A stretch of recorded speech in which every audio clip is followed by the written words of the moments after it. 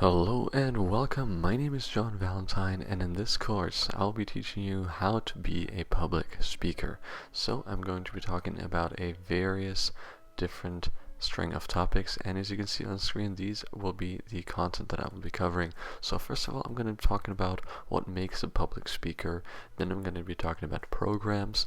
Then I'm going to be breaking down exactly on why you should actually be a speaker, then who pays for speakers, how you can get paid, and so on.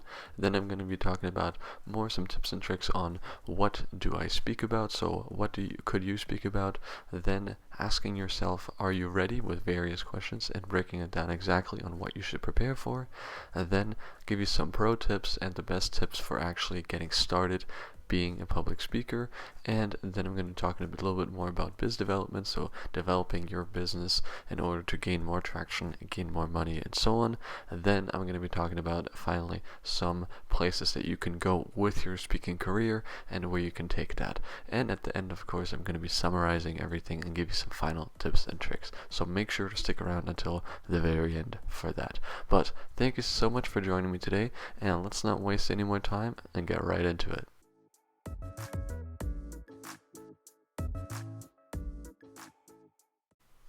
So let's break down exactly what makes a public speaker, what makes a speaker in general. Well, first of all, let's talk about the skill. And keep in mind that everybody starts off somewhere.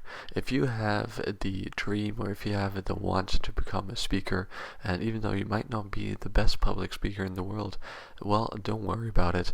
Speaking, just like a lot of other skills, is something that you can definitely learn to do, and you can work on and hone your craft. So regarding your skill, you don't have to be, an absolute pro right at the beginning. Just like with many things, just think about how you can advance that skill. So everybody starts off somewhere. Of course, you have to have a certain skill in order to, get paid for it and make people want to watch you.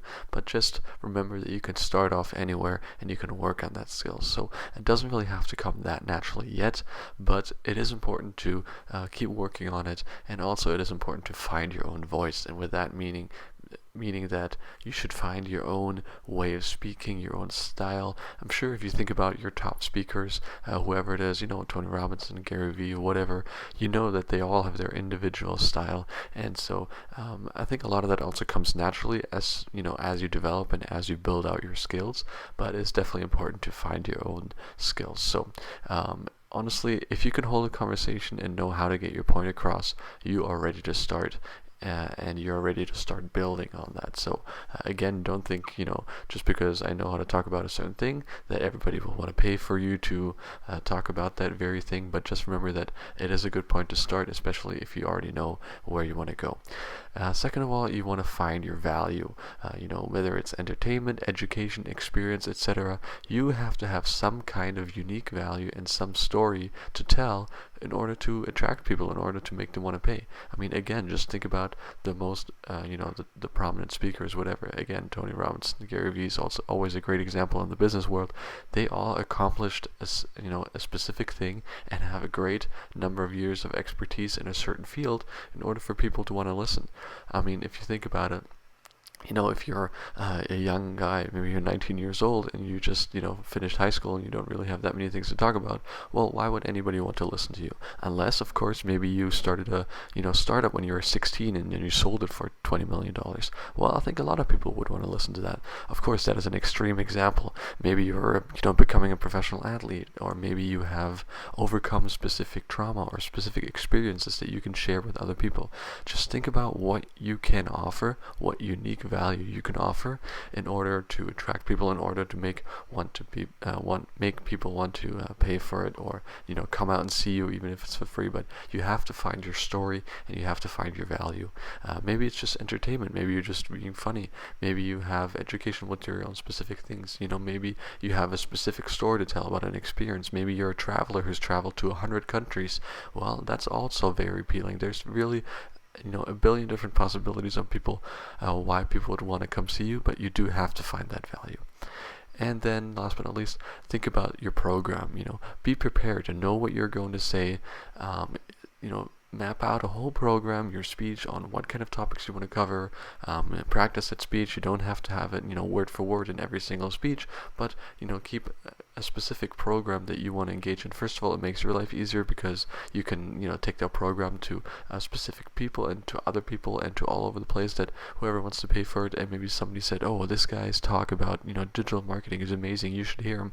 Well, then if people come to that spot and that speaking place where you come to, well, they probably have that expectation of wanting to hear more about that specific program. So, make it a nice program, know what you're going to say, be prepared, and remember that first impressions do matter, especially for public entertainment gigs like this. People want, if they're impressed right away, well, that's always a good thing. Word of mouth is probably one of the most powerful marketing tools. So once you get a gig or a chance, be ready for it, make it count. Of course, you're going to mess up here and there. That's just part of the process of anything. You might see failure here and there, but don't give up and try your best at all chances, because especially if it's something like a public gig, such as a public speaker, think of musicians and everything like that. First impressions matter. So if you have a great reputation right from the start, it's always going to be easier than if you mess up a bunch of times and then need to sort of come back and everything like that. So reputation for speakers, everything. If you're considered a great speaker, well, the gigs are just going to be coming rolling in. But of course, the way there is a little bit harder than just developing along the way. But you really start making money and build from there as you continue to increase not only your quality, but then you can also increase your fee and so on. So that's just a natural rolling point to consider. So let's break down programs a little bit more. What is a program? Well, a program is a public or private function where you are a speaker presenting on a given topic. For example, digital marketing. Maybe you're talking about real estate. Maybe you're talking about entrepreneurship. Maybe you're talking about, spirituality. Maybe you're talking about how you increase your networking, sales, whatever it is. So you can really talk about anything. And this program often includes a keynote, which basically means that you talk for a specific amount of time. Let's say, an hour-long keynote, 45 minutes, 30 minutes, whatever it is, that most often the event will have planned before. They're like, okay, we're looking for a 30-minute speech.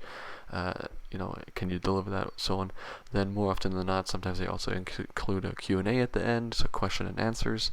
It can be a lecture, a video presentation, a workshop, or a demonstration. So sometimes it's not just a straight up speech of you, just a keynote, like you just standing there for 30 minutes. Sometimes it's a little bit more interactive. For example, you talk for 10 minutes and then you have a 30-minute Q&A, or you are asked to do a specific video presentation, or you can lead a workshop, or it's a lot more interactive, engaging. Maybe you're an expert in sales, and then you're invited for a workshop where people will work with you in order to increase their skills in whatever skills that you have, in this case sales. So you work with them, they give you examples to ask you questions. It's almost like a tutoring with a group. So there are different programs that you can offer and do, not just from other people that ask for it, but you can also offer them yourself. Maybe you really like keynotes, but maybe you also love doing leading workshops. So if you have a keynote speech, you're always glad to speak with keynotes and have 30-minute speeches, but you also love to do workshops even more, and maybe it even pays better. So it's definitely something to consider.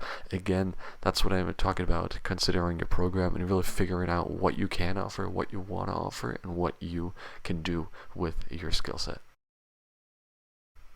So first of all, also let's consider the question of why be a speaker. Well, there are more benefits than just money. Being a public speaker, for a lot of individuals who are public speakers, is not always their primary gig. As I mentioned, the usual people in the business world, like Gary Vee, Tony Robbins, and so on. Those guys obviously speak a lot. Especially for Tony Robbins, and that's probably his main gig right now. But that's not all they do. They lead a business, they have sales, they have products, and so on. And then speaking is just one side of it. More often than not, that's how it goes. So there are more benefits than just money of being a public speaker, especially if you have other things such as a business, because first of all, it helps you with the development of a highly useful skill such as public speaking, which is always good. It helps you gain social confidence. If you're a great public speaker, you can speak in front of 1,000 people. Well, that's It's always a great skill to have. It helps you have some public interaction and feedback. It helps you get your name out there. You can talk about things in your presentation and people will respond to that. So you can also use that as a sort of feedback and interaction machine. It's a great way for networking. I mean, if you're a public speaker, if you go to an event and you're, one of the keynote speakers or one of the guests there, then a lot of people are going to want to connect with you, and you can use that, for your advantage in whatever capacity. You can use it to build new connection. You can use it to, further your business. Maybe you can connect with the other speakers that are also invited. So it's a great way for networking and just in general business development. Aside from it being a fun gig, if it's fun for you, and more benefits than just simply money, then there's also a bunch of other things that you can, really use when you're a public speaker, such as networking, business development, gaining social confidence, and so on and so on. So definitely a great gig to be involved in.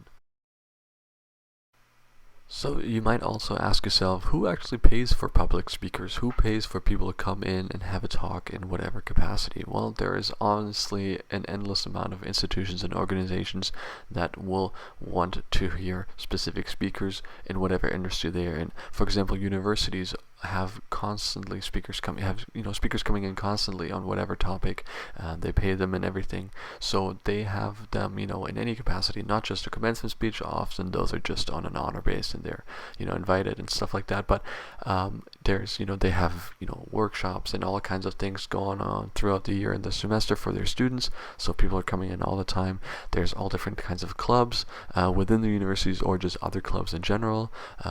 There's fraternities also based on universities like that. There are just libraries, public libraries, that have speakers every now and then. There are businesses all the time, especially for workshop improvements and stuff like that. Sometimes businesses have whole weeks where professional development and people coming in order to teach their sales staff on a higher sales, or maybe their whatever kind of staff, HR, whatever they have, of people coming in with their expertise. There's conferences, there's professional services, there's schools, there's conventions, events. I mean, conventions and events are obviously the biggest ones. There's conferences, of marketing conferences, sports conferences, real estate, pharmaceutical conferences. If you're a doctor or anything like that involved in that industry, there's things, big events every year. There's small events throughout the year. There's corporations. There's luncheons. I could go on and list a million different reasons on who would pay for a speaker.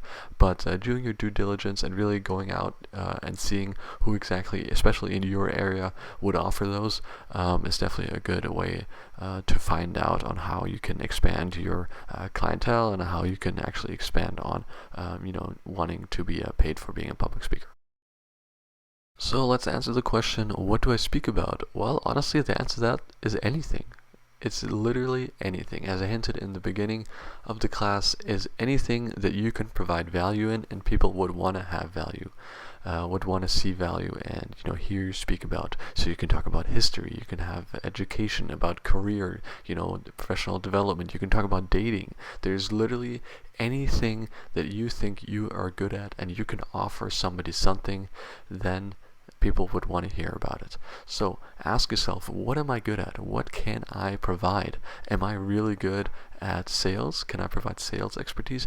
Am I a history buff? Can I name every important date of the last 300 years? Maybe I can have a specific expertise in in World War II, and then there's a World War II museum or conference or event that people will want to hear about. You speak and you're an expert in that field. So there's literally anything that you can think of, as long as you have something that you can offer of value.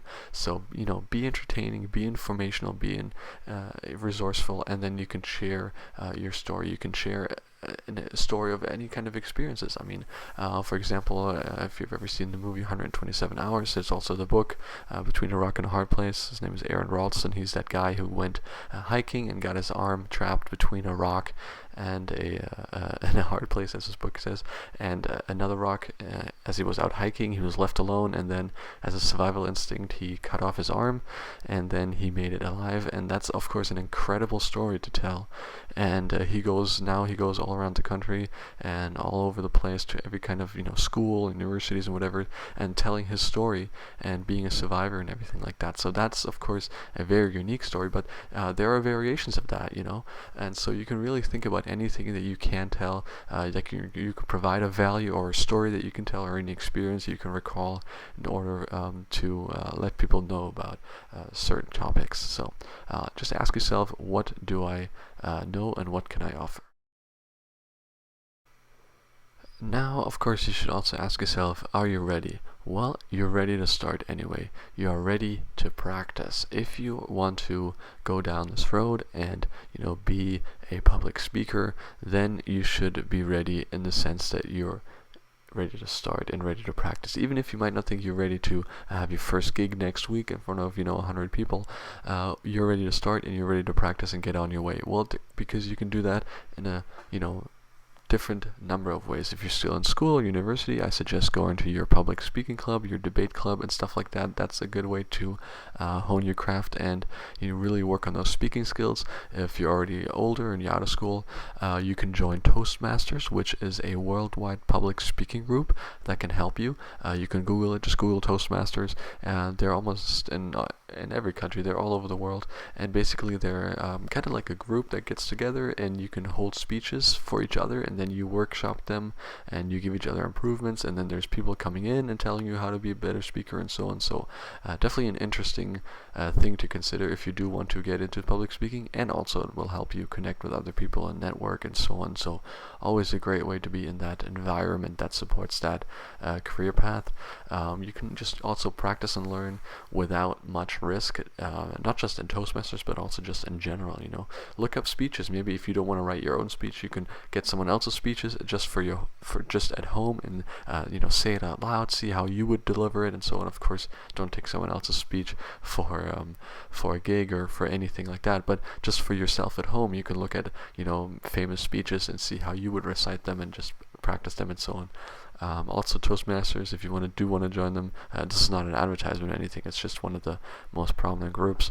It is pretty cheap, it's like $10 a month or something, so you can join them if you want. If you don't, then that's also okay. It is just a recommendation, not an advertisement or anything like that. I'm not involved with them. It is just one of the biggest groups that you want to consider when you are doing something like that.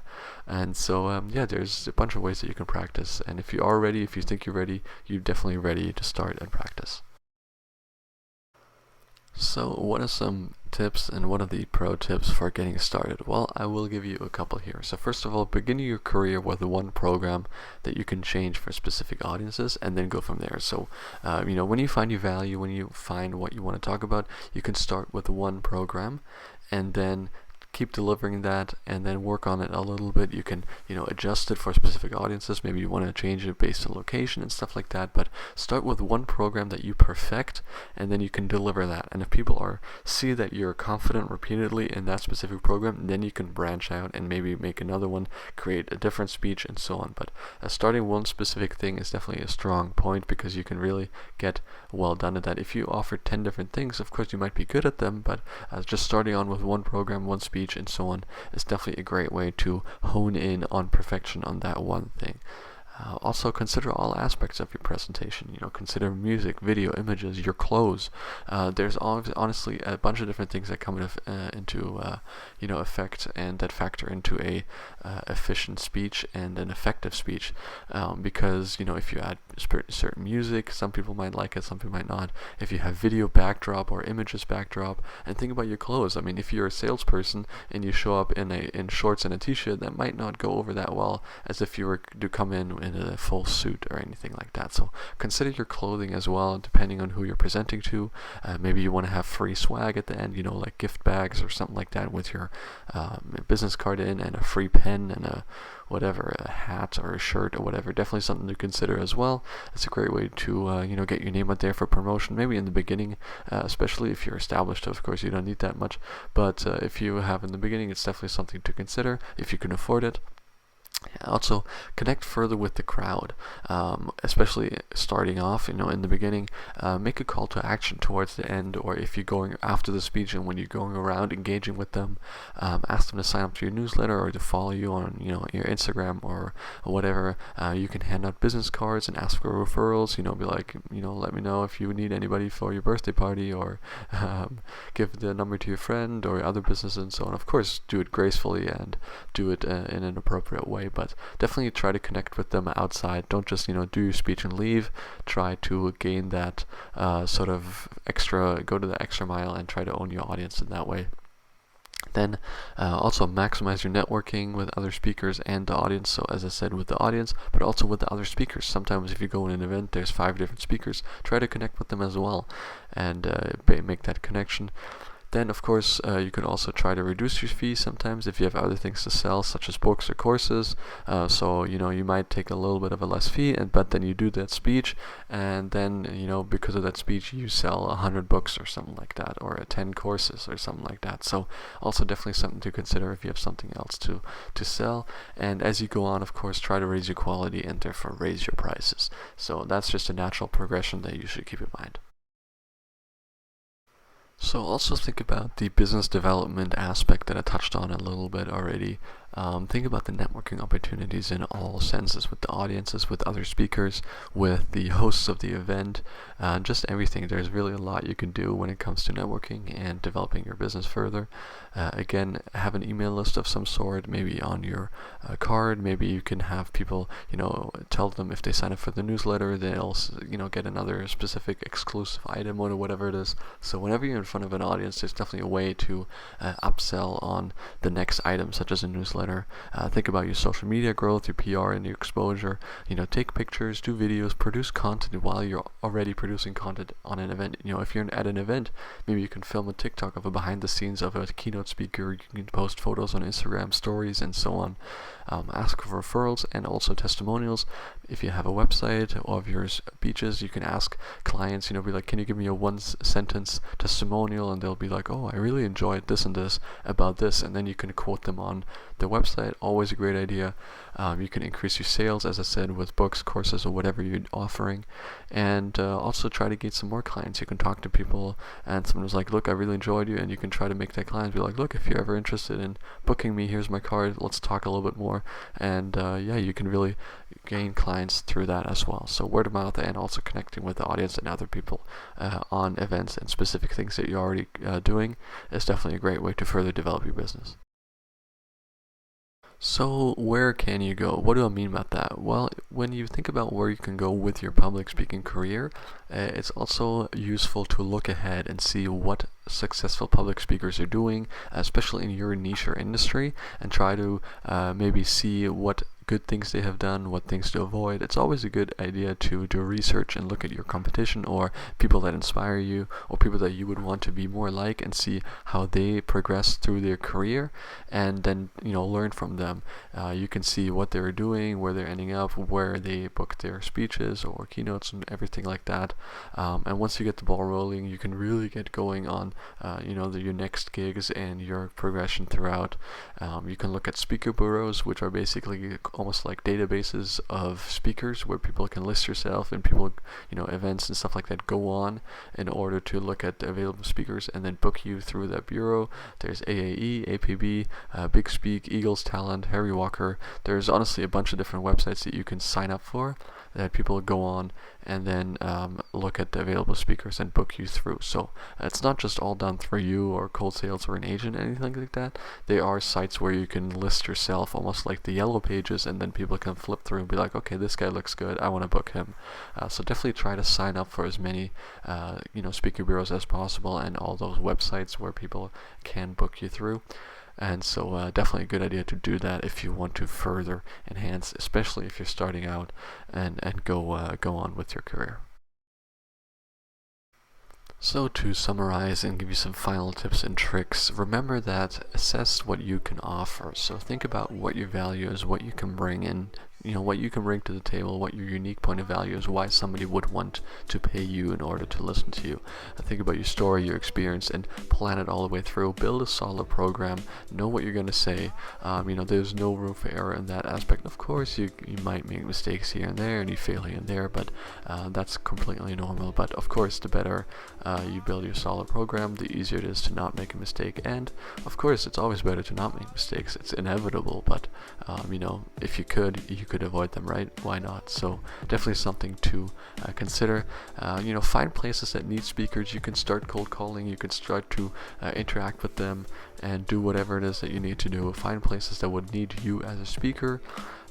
Just remember that it is a journey with obstacles. There's a lot of people that need speakers, but also it is a very difficult market if you are not already famous or whatever. So if you're starting out and you want to become an expert in a certain field, it will take some time. So don't be discouraged. Just keep improving and keep working on your craft. And also at the end, remember to ask your audience for everything. Ask your audience for feedback, ask your audience for referrals, ask your audience for further business development. So, and of course, don't overdo it and become annoying, but just remember that you don't just want to, drop your speech and leave. You want to use your audience, utilize them in a certain way, connect with them, and provide value, and also let them provide value to you. It is a give and back, and back and forth, and a give and take. So just remember that there's an equal trade here. If you can offer them something, they can help you out as well. So definitely something to consider. But yeah, that's basically going to be it when it comes to becoming a public speaker. Thank you so much for joining me on this course. I do have some great news. I am now publishing a weekly newsletter with all things digital marketing, social media trends, and stuff like that. So if you're interested in that, make sure to sign up. The link will be on my profile, or you can go to tinyurl.com/weeklyval. So something to sign up for if you're interested. So thank you so much for joining me today. Make sure to follow the channel, and I hope to see you in the next class. Thank you, and goodbye.